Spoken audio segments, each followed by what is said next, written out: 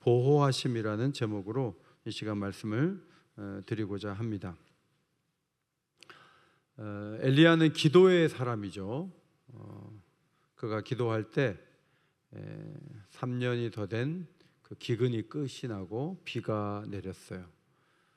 갈멜산에 불이 떨어진 것도 기도의 응답이죠. 그리 시냇가에서 사르밧에서 하나님의 놀라운 축복으로 그는 연명하면서 가만히 보면 점점 더 하나님의 능력을 강하게 입는, 선지자의 신앙의 곡선을 이렇게 그린다면 상승 곡선을 긋는 그런 모습을 열왕기상 말씀에서 우리가 발견할 수가 있습니다.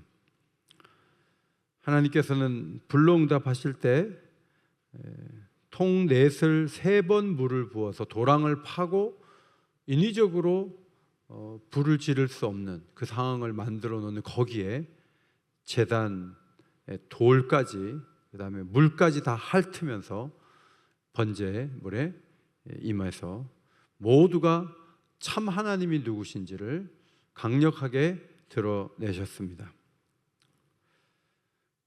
3년 동안 내리지 않던 비가 내릴 때 여호와의 능력이 엘리야에게 임하고, 엘리야는 갈멜산에서 이스라엘까지 직선거리로 26km, 할프 마라톤보다 더 먼 거리를 비가 오는 자리에서 뛰어가죠.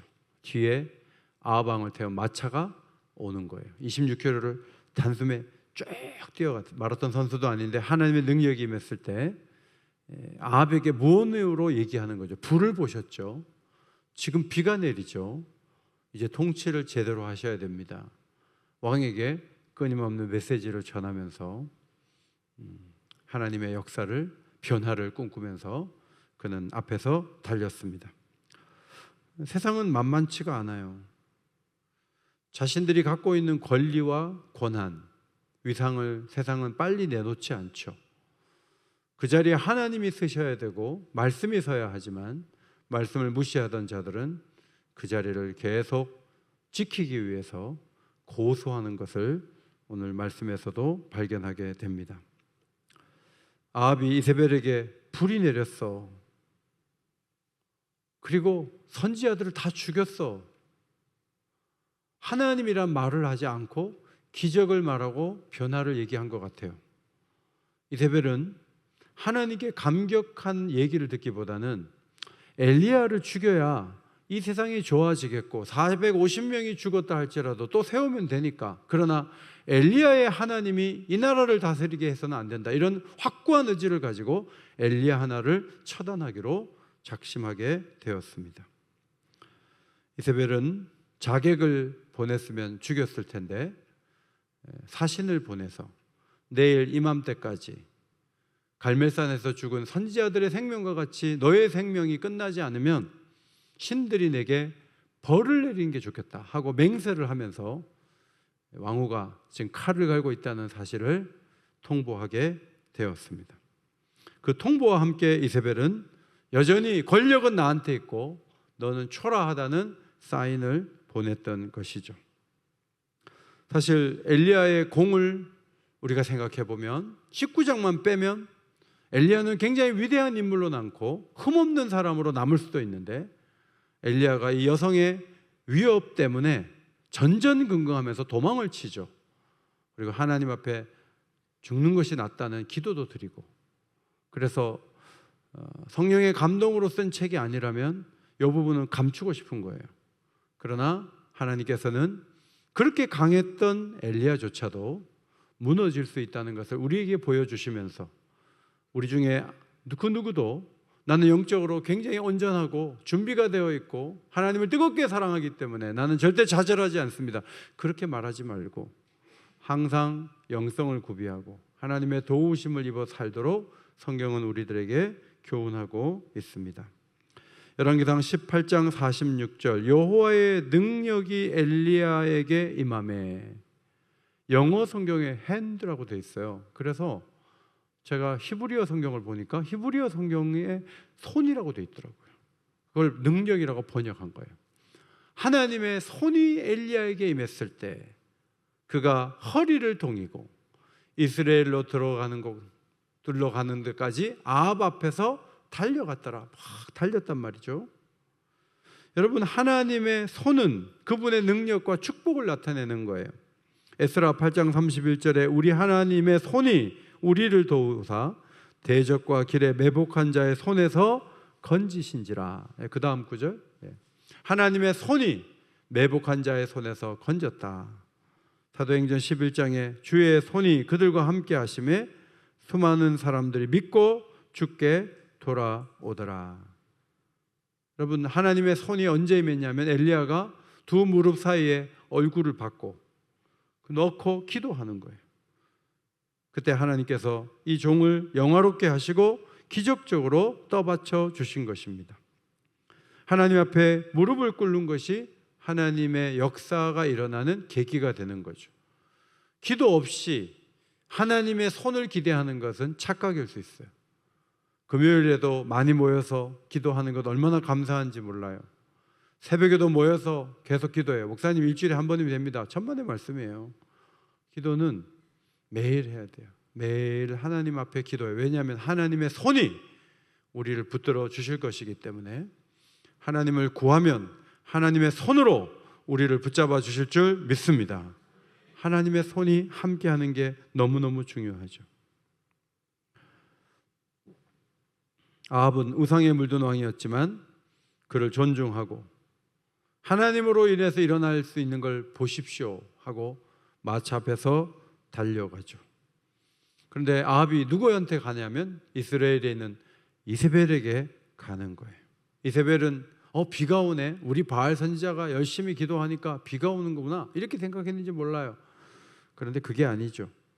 바알 선지자가 다 죽었고 영적 대결에서 참패로 끝났다는 것을 전해 듣게 됐죠. 바알 선지자들이 죽으니까 비가 내린 거죠. 아합은 엘리야의 하나님이 불을 내려서 제단과 도랑의 물까지 다 할게 하셨다고 제대로 말하지 않고 하나님의 종의 기도에 의해서 비가 내렸다고 말하지 않고 하나님을 빼놓고 사악한 대화를 하면서 하나님이 일하신 것에 대한 손길을 전혀 언급하지 않은 것으로 보입니다. 기적이 일어나도 그러니까 아무런 태도의 변화가 있을 수가 없는 거죠. 여러분, 하나님이 돕고 계시고 일하고 계시잖아요. 경건한 사람은 비만 맞아도 이거 하나님 내리시는 비야. 은행나무 위에서 이렇게 뚝 떨어지면 하나님이 이렇게 열매를 맺었는데 나는 이 가을에 무슨 열매를 맺지?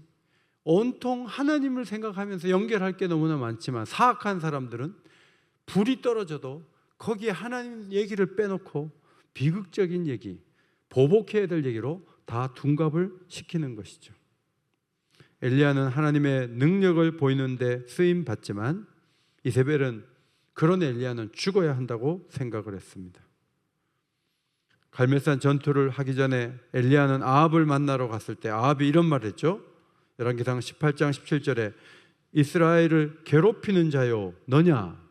엘리야 보고 이런 말을 했어요. 사실은 아합 때문에 비가 오지 않는 것이고 이세벨 때문에 비가 오지 않는 것이고 바알을 섬기기 때문에 비가 오지 않는 것인데 온통 모든 이유, 어려움의 이유를 엘리야를 두면서 갈멜산에서 놀라운 일을 행한 그 선지자를 이제 그의 부인은 죽여버리려고 했습니다. 아합은 갈멜산에 불이 떨어진 걸 두 눈으로 보면서도 충격을 받았지만 마음을 바꿀 마음이 전혀 없었습니다. 비가 내리는 그 감격도 아합 왕을 바꾸지 못했고 회개하는 자리로 나가도록 하지 못했습니다. 여러분, 사건을 통해서 예수 믿기 굉장히 힘들어요. 뭐 옛날에 병 고쳐서 예수 믿고 이런 분들이 계시지만요, 막 대단한 일이 일어나도요 순식간에 마음에 다 지워버리고 우연히 일어난 것처럼 생각하고 아무런 의미 부여도 하지 않고 사건 가지고 주님 앞에 온전히 서는 건 참 어렵다는 것을 아합을 보면서 다시 생각하게 돼요.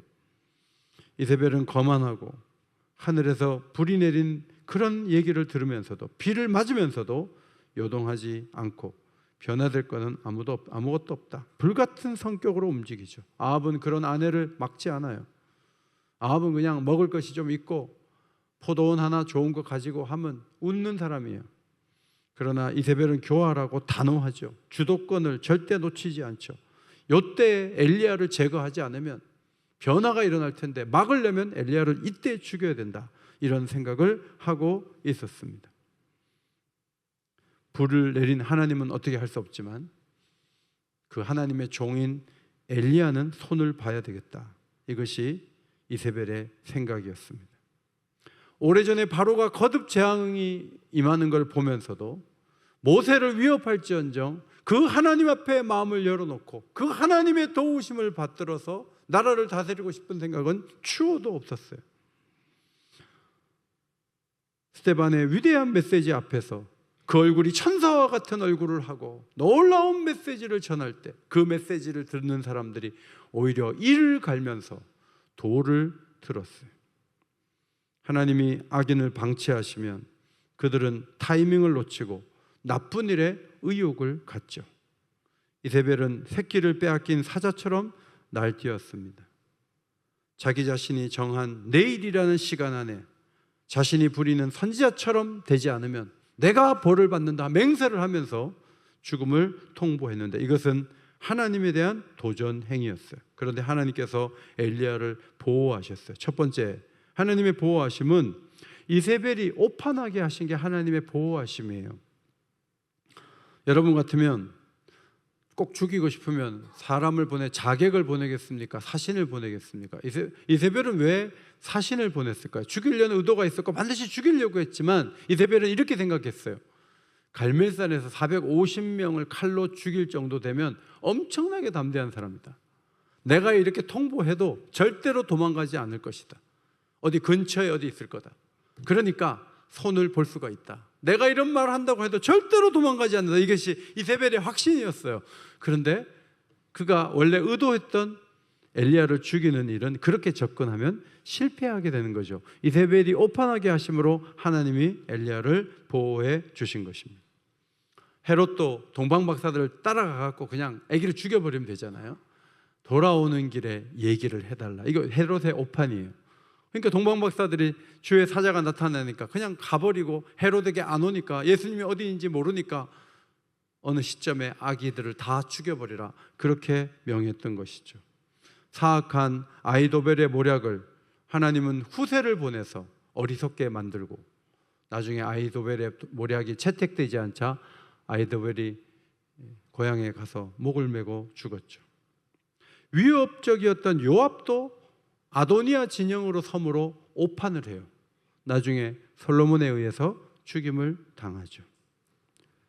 소련이 6.25 전쟁을 일으킨 주요 오판은 미국이 북한이 내려와도 오지 않을 거라고 생각했대요. 그래서 소련이 김일성 보고 전쟁을 하라고 한 거예요. 미국이 개입할 줄 알았으면 전쟁을 시작도 안 했어요. 미국이 오지 않을 걸로 알았어요. 6.25 전쟁 당시에 가장 큰 소련의 오판은 무엇인가? 유엔 안전보장이사회 회의에 들어오지 않은 거예요. 유엔의 불참으로 유엔의 권위를 실추시키려고 했대요. 그런데 이로 인해서 유엔은 북한의 남침에 대응할 군사적 개입을 승인을 했어요. 이것이 전쟁의 판도를 바꾼 결정적인 요인이 된 것이죠. 성경 역사에서 가장 큰 오판은 뭐죠? 예수님을 십자가에 죽이면 된다는 사탄의 전략의 오판이에요. 사탄은 예수님의 부활을 생각도 하지 못했어요. 하나님의 아들을 죽이면 하나님의 계획이 무너진다고 생각했어요. 겉으로 보기에는 정치적으로 잘못돼서 죽은 것이고 종교적으로 몰려서 죽은 거예요. 그러나 하나님께서는 예수 그리스도를 부활시키심으로 말미암아 부활의 첫 열매가 되게 하시고 하나님의 놀라운 은혜를 부어주신 거죠. 이것이 하나님께서 이루시는 놀라운 역사예요. 그래서 하나님 역사는 이제 큰일 났다, 이건 지는 거네, 여러분 그게 아닐 수 있어요. 하나님께서 인도하시면 놀라운 은혜를 부어주시는 거죠.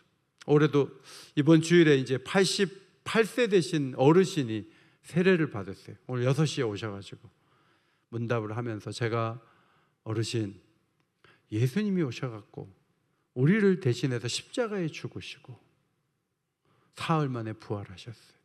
88세시니까 뭐 복잡한 걸 외울 수가 없어요. 그냥 이렇게 돌아서면 잊어버려요. 60만 넘어도 그래요. 돌아서면 잊어버려요. 어르신 신앙만 고백하면 돼요. 하나님의 아들이 십자가에 죽으시고 사흘 만에 부활하신 것을 믿으면 예, 안 믿으면 아니요 라고 대답하세요. 그랬더니 예 라고 대답했어요. 그래서 제가 합격! 그래가지고 11시 15분까지 오세요. 그리고 오늘 집에 가셨어요.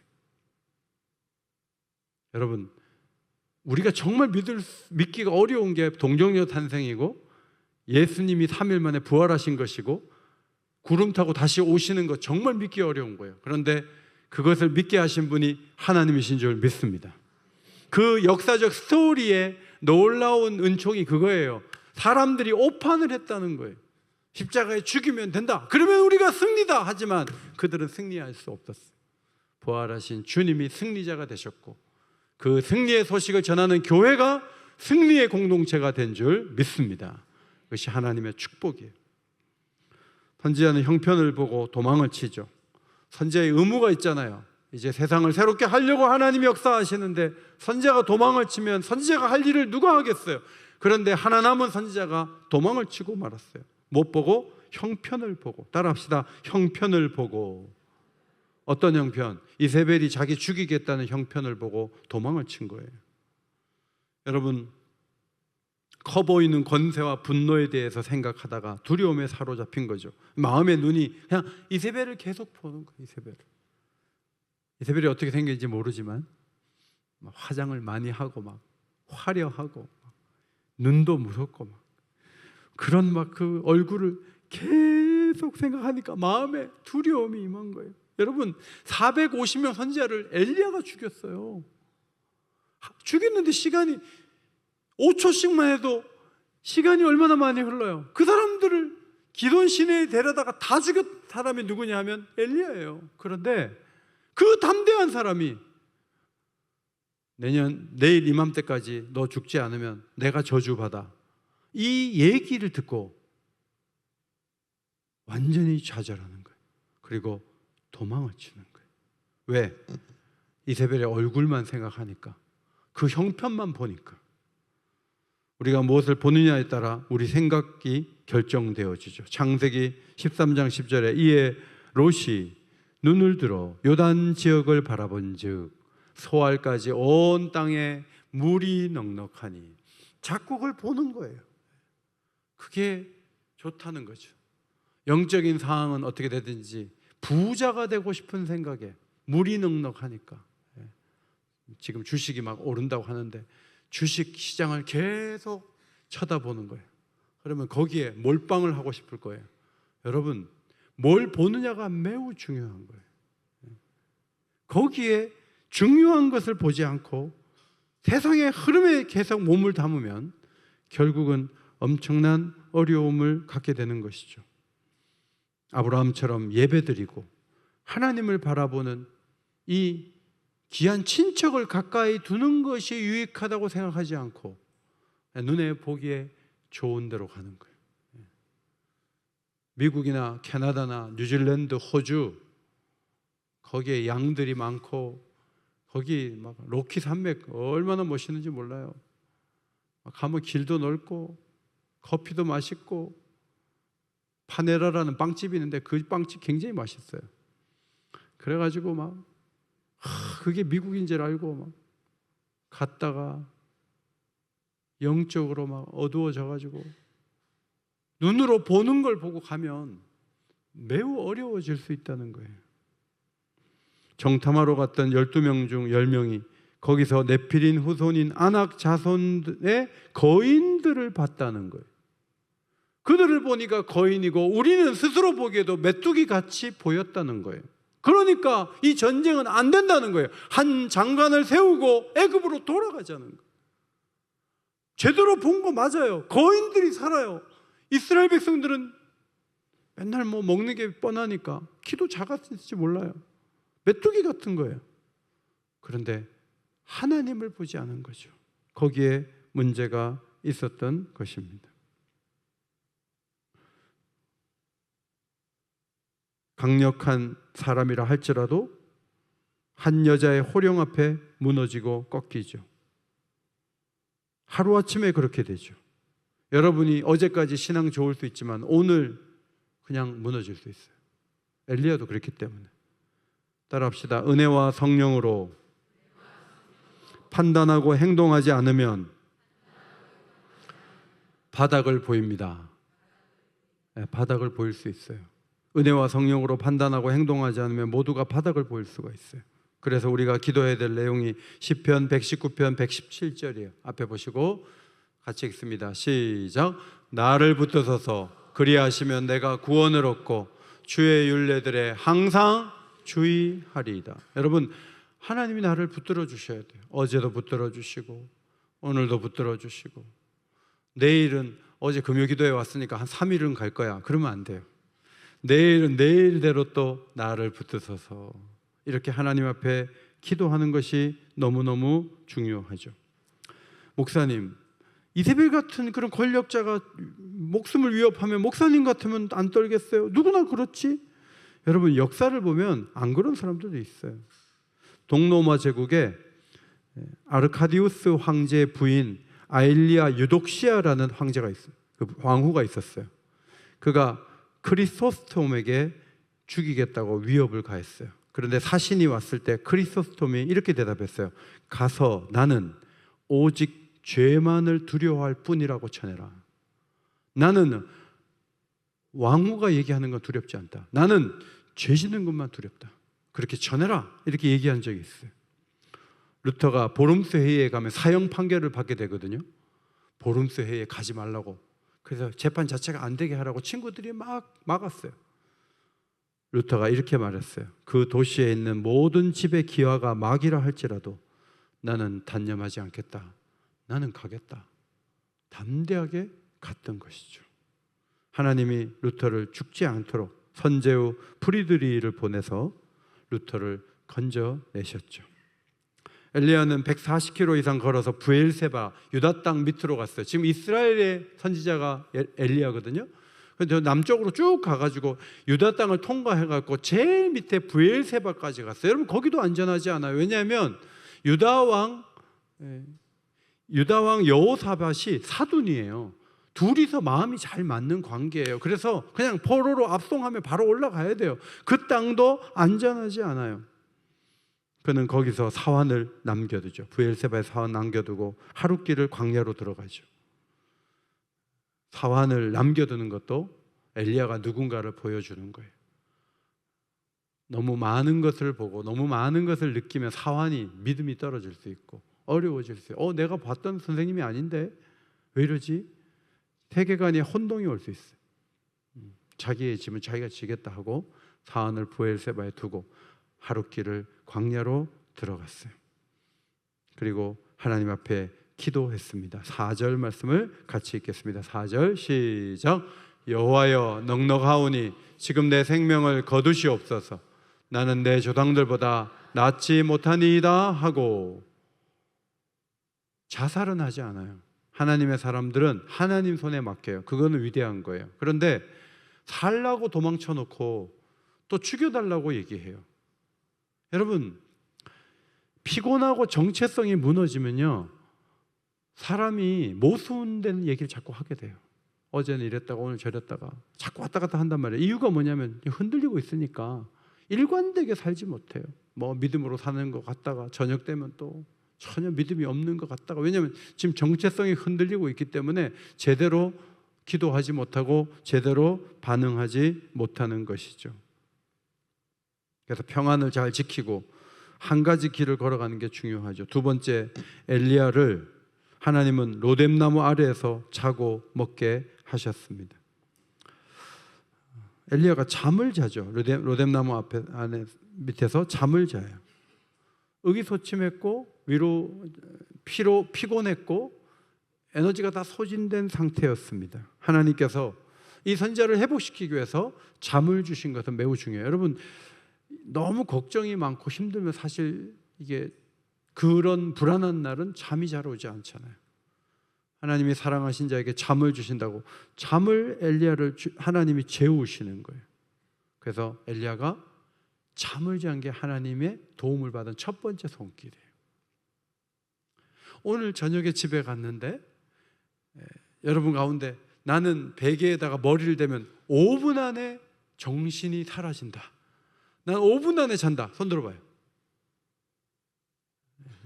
내려요. 나는 10분 안에 잔다, 나는 한 30분 걸린다, 손 들어봐요. 손도 계속 안 드시네. 나는 새벽 3시까지 못 잔다, 손 들어봐요. 예, 지금 불면의 밤을 보내는 분이 많아요. 그런데 우리가 하나님의 축복 가운데 이렇게 베개 위에 머리를 딱 대면 어쨌든 뭐 1시간이 걸리더라도 잠을 푹 자고 아침에 일어나 눈을 떴다, 하나님의 축복인 줄 믿습니다. 북한이 쳐들어올지도 모르는데 잠을 잔단 말이죠. 아파트가 무너질 수도 있는데 잠을 잔단 말이죠. 애들이 지금 문제가 생길 수도 있는데 잠을 잔단 말이죠. 하나님께서 모든 것들을 내려놓고 잠을 자는 것은 하나님의 놀라운 축복이 우리에게도 오는 거죠. 이세벨의 추격을 계속 생각하면서 괴로워할 수 있지만 하나님의 은혜로 엘리야가 잠을 잤어요. 잠을 자면 피로가 사라지고 새 힘이 일어나죠. 잠이 중요한 것은 기분 나쁜 생각과 억눌리는 느낌의 단절 현상을 경험할 수 있어서 그래요. 어젯밤에 너무 기분 나쁜데 아침에 일어났는데 여전히 기분 나쁘다, 그건 성격이 안 좋은 거예요. 어젯밤에 너무 기분 나빠도 잠을 딱 자고 아침에 딱 뜨면 새로운 역사를 쓸 수 있는 백지 같은 마음을 하나님이 우리에게 주시는 거예요. 애들을 키울 때 밤에 막 울다가 자고 나머지는 아침에 일어나면 없었던 것 같이 하는데 우리 집 애 중에 하나는 아침에 일어나서 어제 연장선상에서 계속 시작하면서 그런데 이렇게 해서 크면서 이제 안 그러더라고요. 또 우리 애들 찾아가면서 너냐 하지 마세요.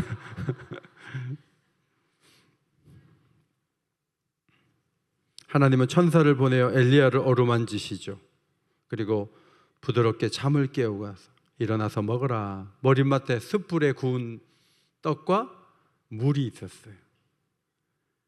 하나님 이전에도 그리 시냇가에서 까마귀가 떡을 물어오고 사르밧 과부가 그 통에 가루와 병에 기름이 닿지 않도록 기근 내내 그 축복, 기적의 양식을 먹었던 경험인데 이번에는 하나님이 직접 마련하신 떡과 물을 먹도록 배려해 주셨습니다. 이런 사랑이 이게 다 하나님의 놀라운 긍휼을 보여주는 거죠. 저도 한번 말씀드렸지만 전도사 때, 교육 전도사 때 금요 기도에 인도하고 아침이 되면 목사님 어머니가 70대인데 상을 딱 차려주시는 거예요. 거기에 늘 고기 반찬이 있는 건 아니지만 국 한 가지, 반찬 두세 가지 이렇게 해가지고 딱 해가지고 매주 주셨어요. 지금도 그 사랑을 잊을 수가 없어요. 하나님께서 고기 반찬을 한 건 아니지만 떡과 물을 지친 엘리야 먹고 힘내라고 천사를 보내 준비를 해준 것을 보면서 엘리야가 얼마나 감사했을까. 여러분, 하나님은 식탁을 광야에서 베푸시는 분이죠. 시편 78편 19절에 하나님이 광야에서 능히 식탁을 베푸실 수 있으랴 이렇게 묻고 의심하는 조상들이 있었죠. 그러나 창조주 하나님은 어디서든지 식탁을 베푸실 수가 있는 거예요. 하나님은 그것이 가능하신 분이에요. 놀라운 사실은 이 엘리야가 그걸 먹고 마시고 그 다음 어떻게 했냐면 6절을 보면 먹고 마시고 하나님 앞에 감사기도 드리니라. 나는 그렇게 될 줄 알았는데 뭐 했어요? 다시 누웠어요. 그러니까 몸이 회복되고 양식을 먹고 그래도요 마음이 한번 꺾이고 나면 이게 빨리 안 일어나는 거예요. 다시 또 누워요. 엘리야는 감사기도 하고 예배 드릴 것 같은데 엘리야 그렇지 않았어요. 엘리야는 먹고 마시고 다시 축 늘어져서 누웠죠. 회복이 마음이 느린 거예요. 세 번째, 하나님의 보호한 손길은 이동하여 다시 사명을 감당하게 하신 것입니다. 엘리야는 하나님의 인도하심 속에 40주 40야를 걸어서 호렙산으로 인도함을 받았습니다. 호렙산 여러분이 아시는 것처럼 모세가 사명을 받았던 땅이죠. 율법을 받았던 땅, 그곳으로 엘리야가 가게 되었습니다. 하나님이 한 굴에서 엘리야와 대화를 나누죠. 엘리야야, 왜 너 여기 있냐? 엘리야가 대답해요. 저는 하나님을 위해서 열심히 살았어요. 그런데 선지자들을 다 죽인 그 사람들이 유일하게 남은 내 생명도 찾고 있어요. 내가 그 생명 보존하려고 여기 있는 거예요 라고 대답을 했어요. 이 말 속에는 내가 열심히 살았지만 바뀐 건 하나도 없어요. 나는 최선을 다해 달려왔고 나는 하나님이 하라는 대로 다 해왔어요. 그런데 이세벨은 그 자리에 있고 내 목숨을 원하고 있어요. 하나님, 열심히 살면 뭐예요? 하나도 안 바뀌어요. 있는 그대로예요. 이게 뭡니까? 하나님께 오히려 항변하는 것이죠. 그때 하나님께서 산에 엘리야를 세우시고 막 강한 바람이 불게 하시고 막 산이 갈라져요. 지진이 나서 바위가 막 부서지고 불이 임하고 세 가지를 봤죠. 바람과 지진과 불을 본 거예요. 따라합시다. 바람과 지진과 불, 세 가지를 보여주셨어요. 이게 무슨 의미인가 하면, 엘리야, 나는 내 화살통에는 화살이 많아. 나한테는 강한 바람도 지진도 불도 내 화살이야. 내가 이거 가지고 이세벨을 심판하지 못할 것 같아? 넌 뭐가 그렇게 걱정이 되고 힘이 드냐? 이세벨의 권력이 영원할 것 같냐? 절대 그렇지 않아. 내가 할 수 있는 일이 얼마나 많은데 넌 내가 누군지 넌 잘 몰라? 라고 하나님이 보여주시는 거죠. 그런데 바람과 지진과 불 속에 하나님이 계신 건 아니었어요. 하나님은 세미한 음성으로 말씀을 해주셨습니다. 첫 번째, 아람에서도 다메섹으로 가서 하사엘에게 기름을 부으라. 두 번째, 님시의 아들 예후에게 가서 기름을 부어 이스라엘의 왕을 삼으라. 그리고 사밧의 아들 엘리사에게 기름을 부어 너를 대신해서 선지자가 되게 해라. 하나님께서 엘리야에게 명령해 주셨습니다. 아람 왕 하사엘, 이스라엘 왕 예후, 그 다음에 농부 엘리사, 이 세 사람을 세우라는 것이죠. 왜 세웁니까? 아합의 집안을 심판할 사람들이에요. 그래서 하나님께서 강력하게 말씀하신 대로 하겠다고 예비하신 것이죠. 그리고 하나님은 7천을 남겨놨다. 바알에게 입맞추지 않은 이들이 7,000명이다. 너 힘내라 라고 말씀하신 거예요. 엘리야가 복직이 된 거예요. 그리고 하나님 명령을 받들어서 움직인 것이 21장에 나옵니다. 21장 17절부터 19절의 내용은 이것입니다. 나봇의 포도원을 빼앗은 아합에게로 가서 심판의 메시지를 전하라. 이세벨이 떨어져서 피가 튀면 개들이 와서 핥게 된다. 그 말씀이 그대로 응한다고 경고하라는 거죠. 여러분, 엘리야는 이렇게 해서 엘리사에게 선지자직을 물려줘요. 그래서 엘리야가 괜히 불평했다가 직분 뺏겠다, 그런 생각을 할 수가 있지만 성경을 잘 보면 엘리야가 불말과 불병거를 타고 하늘로 올라가요. 영광스럽게 올라가는 거예요. 하나님은 죽기를 구한 엘리야를 야단치지 않아요. 하나님은 공유를 베푸시고 그를 다시 일으켜서 불말과 불병거를 태워서 하늘로 죽음을 보지 않고 올리시는 축복을 누리게 하셨습니다. 성도 여러분, 우리가 원하는 때 원하는 방식으로 세상이 달라지나요? 교회가 달라지나요? 그렇지 않죠. 하나님이 원하는 사회를 세우는 것이 쉽지가 않아요. 길고 험한 여정이에요. 이번 주일에도 말씀을 드리겠지만 바울의 일행이 타고 가는 배 이름이 제우스 신의 쌍둥이 아들 이름이에요. 그런 배를 타고 가요. 거기다 다니엘호라든지 다른 여호수아호라든지 그런 배를 타야 되는데 제우스 신의 아들의 이름이 새긴 배를 타고 가야 돼요. 그게 현실이에요. 여러분이 노력한 만큼 집안이 안 바뀔 수도 있고, 여러분이 기도한 만큼 교회가 안 바뀔 수도 있고, 우리가 기대한 만큼 사회가 달라진 것도 아닐 수 있어요. 그런데 성경은 꺾이면 안 된다는 거예요. 여전히 하나님은 살아 계십니다. 여전히 하나님은 역사하십니다. 여전히 하나님은 우리의 기도를 들으시기를 원하십니다. 여전히 하나님은 역사의 주도권을 믿음의 사람을 가지고 세우기를 원하시는 거예요. 한 사람이 호령한다 그래가지고 거기에 마음이 꺾여가지고 선지자가 부들부들 떨면서 수백 킬로를 도망을 치고 죽기를 구하고 정말 쓰지 말아야 될 역사를 쓰고 있는 거예요. 베드로가 3번 부인한 게 부끄러웠다면 엘리야는 광야로 도망친 게 부끄러운 일이었어요. 그런데 이것이 엘리야만의 문제는 아니에요. 우리도 그래요. 우리도 힘들면 다 그만두고 버려요. 애들이 있지만 지네가 밥 차려 먹으라 그러고 그냥 울릉도로 확 가버릴까. 여러분, 그거를 하나님이 원하지 않아요. 그런 일 생각은 했지만 아직도 가지 않으신 여러분, 귀한 분들이 이런 생각 저런 생각 할 수는 있지만 그걸 자면서 딱 떨쳐내고 아침에 빛을 볼 때마다 하나님이 축복하시는 하루, 하나님과 동행하는 하루, 하나님이 은혜 주시는 하루하루를 보내시기를 주의 이름으로 축원합니다. 중요한 것은 이 긴 인생의 여정에 하나님의 도우심이 없이는 아무것도 할 수가 없어요.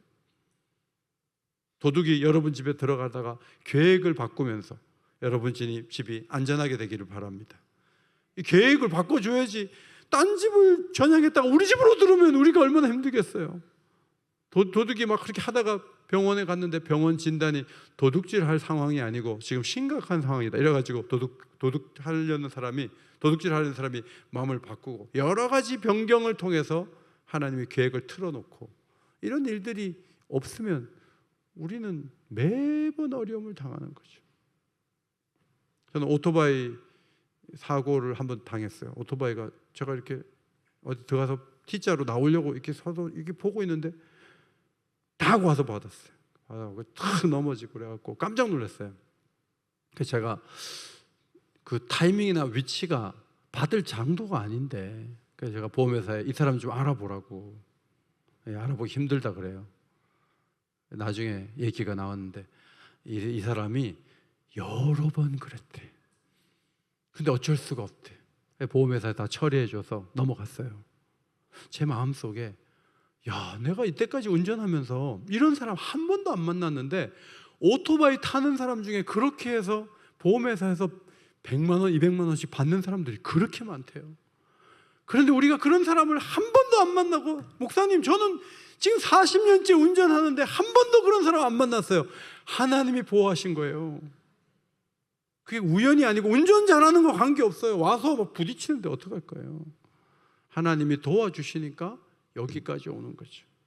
오늘도 기도하고 집에 돌아가서 그냥 통닭 시켜 먹고 그런데도 배에 막 닭을 넣고서도 잠을 잘 수 있다는 것은 하나님의 축복이에요. 저녁에 가서 통닭 시켜 먹으면 안 돼요. 그러면 병이 올 수 있어요. 그 부딪히는 몸을 하고도 막 7시간씩 잔다는 건 대단한 거예요. 하나님이 잠도 주시고 내일 아침이 되면 또 밥이 이렇게 나오잖아요. 밥을 먹을 수 있는 것도 하나님의 축복이에요. 그리고 여러분, 3교구 특송한다고 교회에서 전화 올 때가 좋을 때인지 아세요? 사명이 없어가지고 전화 올 때도 아무 데도 없으면 어떻게 살아요? 그래도 뭐 성가대 빠졌다고 전화 오는 건 하나님의 축복이에요.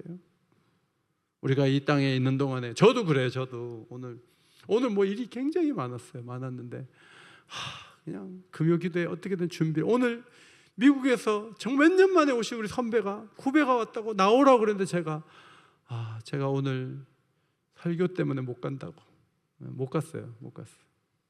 그런데 사명을 감당하려고 자리를 지키고 말씀을 보고 있는 이 자체가 하나님의 축복이에요. 여러분은 하나님께서 강건하게 붙드셔서 믿음의 길을 끝까지 걸어갈 수 있도록 능력의 손으로 붙들어 주시기를 예수의 이름으로 다시 한번 축원합니다.